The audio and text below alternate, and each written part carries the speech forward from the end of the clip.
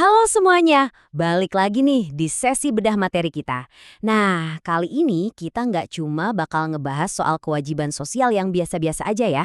Kita bakal membedah sebuah, istilahnya, kekuatan supranasional yang dinamis banget.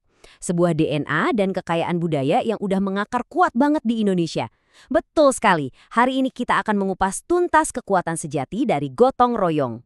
Oke, kita langsung masuk aja ya ke materinya. Coba perhatikan pepatah yang satu ini. Berat sama dipikul, ringan sama dijinjing. Kalian pasti udah sering banget dengar pepatah ini kan? Dan emang pepatah ini tuh secara sempurna merangkum betapa dalamnya nilai-nilai kekeluargaan masyarakat kita. Seberat apapun kerjaan di depan mata, kalau kita kerjain bareng-bareng, pasti berasa jauh lebih ringan.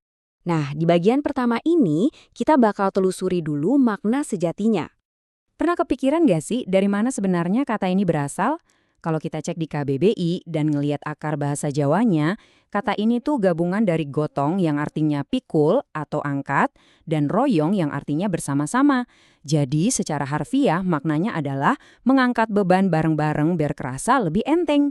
Sebenarnya ini fitrah kita loh, karena pada dasarnya manusia tuh kan makhluk sosial yang secara alami selalu butuh orang lain buat nyelesain masalah hidup. Nah, yang bikin materi di slide ini benar-benar menarik tuh, antropolog ternama kita, Pak Kuncharaningrat, ngebagi praktek ini jadi dua kategori yang beda banget. Yang pertama ada tolong-menolong. Ini sifatnya individual. Contoh konkretnya gini, misal kalian bantu tetangga yang lagi ada hajatan nikah, bantuin bangun rumah, atau pas ada musibah kematian. Fokusnya ia ke individu yang lagi butuh bantuan itu. Terus yang kedua ada kerja bakti. Kalau ini ranahnya udah publik atau buat kepentingan umum. Misalnya aja nih, warga sekampung bersihin desa, benerin jalan raya, atau bikin tanggul air. Dua hal yang beda, tapi digerakkan sama satu mesin yang sama, kebersamaan. Kalau kita zoom in lagi ke kehidupan masyarakat pedesaan zaman dulu, kegiatan tolong-menolong ini dibagi lagi jadi 4 jenis aktivitas. Pertanian, urusan rumah tangga, acara pesta atau upacara, dan waktu ada musibah atau bencana. Kenapa coba?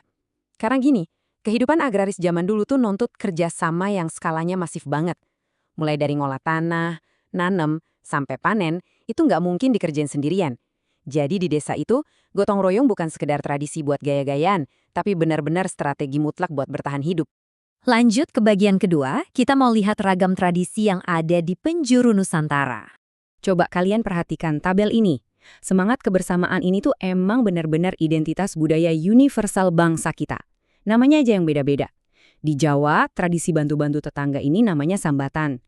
Kalau kita jalan-jalan ke Toraja di Sulawesi Selatan, mereka punya arisan tenaga buat ngegarap sawah secara gantian. Beda lagi sama saudara-saudara suku Dayak di Kalimantan, mereka sebut tradisi kerjasamanya itu Sa'aelant. Istilahnya beda, lokasinya jauh-jauhan, tapi DNA intinya persis sama, pemberdayaan masyarakat. Dan yang bikin merinding, di dalam tradisi sambatan di Jawa itu, ada satu prinsip yang kuat banget. Los satak, bati sanak. Terjemahannya kira-kira gini, mending kehilangan harta material deh, daripada harus kehilangan saudara. Wow, dalam banget kan? Ini bener-bener nekenin kalau gotong royong itu selalu dilakuin dengan ikhlas, tanpa pamrih, dan sama sekali nggak pernah hitung-hitungan untung rugi, murni berakar dari nilai kekeluargaan. Sekarang kita masuk ke bagian ketiga, gimana konsep ini jadi modal sosial perekat bangsa? Jadi poin krusialnya gini, gotong royong itu bukan cuma soal kerja baktinya pujalan.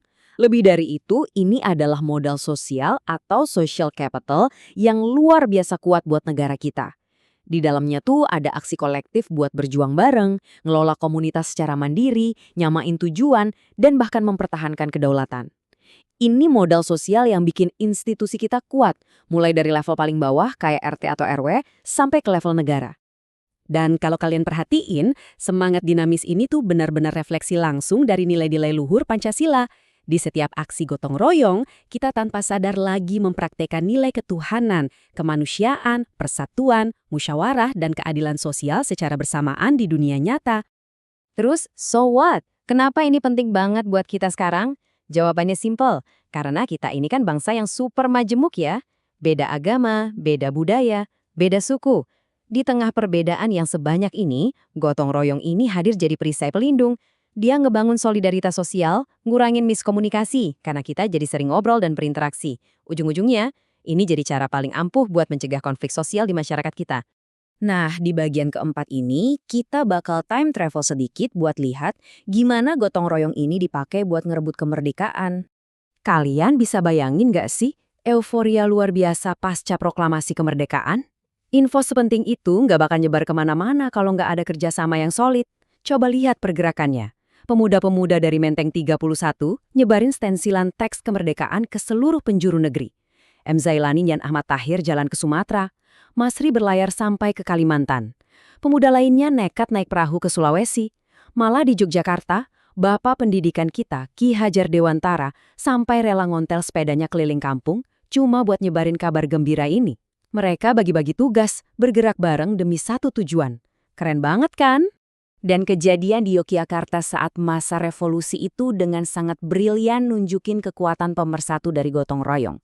Coba perhatiin tokoh-tokoh ini.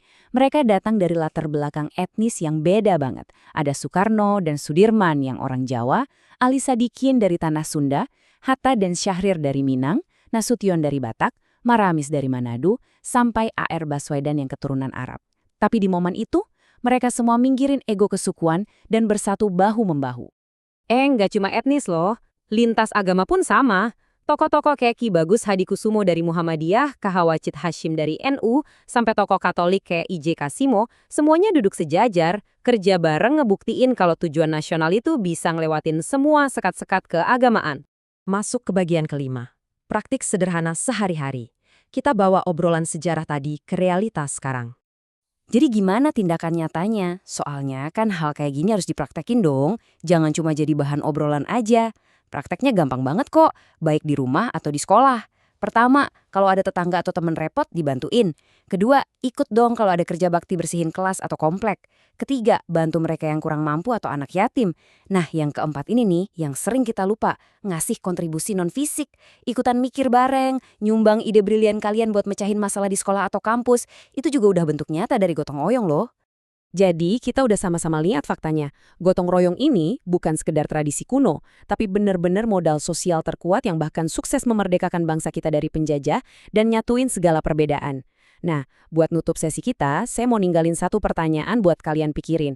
Kalau dulu kekuatan ini bisa bikin Indonesia merdeka, apa yang bakal kalian bangun pakai kekuatan yang sama hari ini? Mulai aja dari hal kecil dan rasain sendiri dampaknya. Oke, makasih ya udah nyimak bedah materi kali ini. Sampai ketemu di materi seru berikutnya.